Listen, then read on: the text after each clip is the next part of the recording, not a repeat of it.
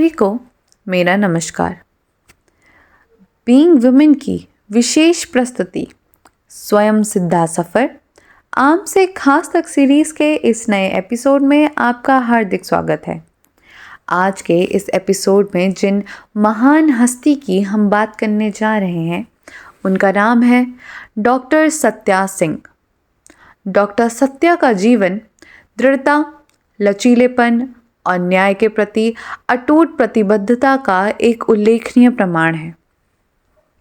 आजमगढ़ में जन्मी उनके शुरुआती जीवन में अपार चुनौतियां रही हैं।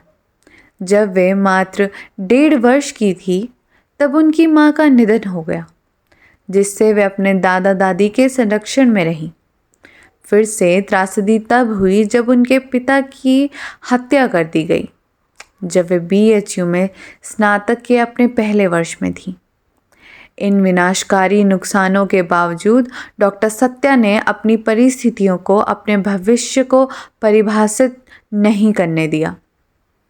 प्रतिकूल परिस्थितियों के बीच शैक्षणिक प्रयास उन्होंने लगन के साथ अपनी शिक्षा जारी रखी। BHU में मनोविज्ञान में स्नातक की उपाधि प्राप्त की। उनकी शैक्षणिक यात्रा यहीं नहीं रुकी। उन्होंने समाजशास्त्र में मास्टर डिग्री, MBA और अंततः PhD की उपाधि प्राप्त की और चकिया विश्वविद्यालय से मानव शास्त्र की पढ़ाई की। नवंबर 1982 में इनका पुलिस उप निरीक्षक के पद पर चयन हुआ। 16 जनवरी 1984 को पहली नियुक्ति चकिया में हुई।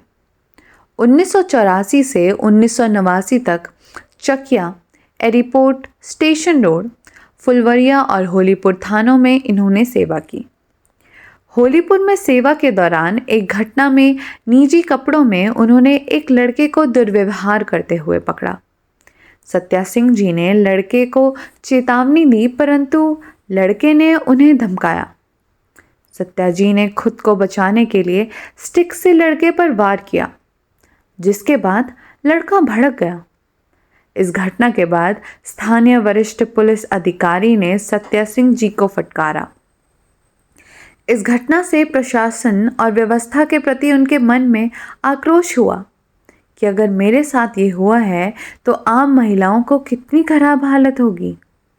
और तब से स्त्री सशक्तिकरण के लिए वे लगातार काम कर रही हैं।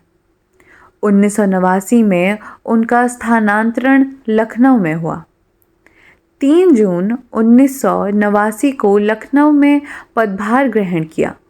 8 से 2017 तक CVO विजिलेंस ऑफिसर अपराध शाखा में कार्यरत रहीं।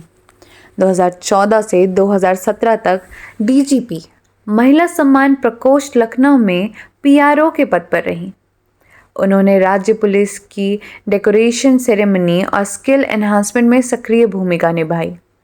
2002 में उन्हें भारत के सर्वश्रेष्ठ निरीक्षक के रूप में चयनित किया गया। अथक संघर्ष और कठिनाइयों के बावजूद समाज के लिए सार्थक योगदान देने की उनकी इच्छा कम नहीं हुई।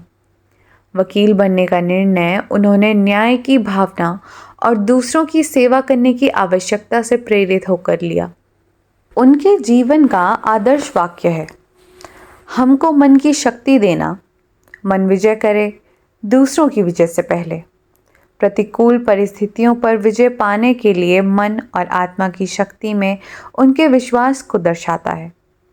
दूसरों के लिए उनका संदेश स्पष्ट है कि चाहे परिस्थितियां कितनी भी कठिन क्यों ना हो, खुशी और सफलता भीतर से आती है। सकारात्मक और दृढ़ निश्चयी रहकर हम न केवल खुद को बल्कि अपने आसपास के लोगों को भी ऊपर उठाते हैं। व्यक्तिगत त्रासदी से लेकर वकील, पुलिस अधिकारी और समर्पित सामाजिक कार्यकर्ता बनने तक का उनका यह सफ़र इस बात का एक शक्तिशाली उदाहरण है कि कैसे कोई व्यक्ति जीवन की चुनौतियों से ऊपर उठ सकता है और दुनिया पर एक स्थायी प्रभाव डाल सकता है।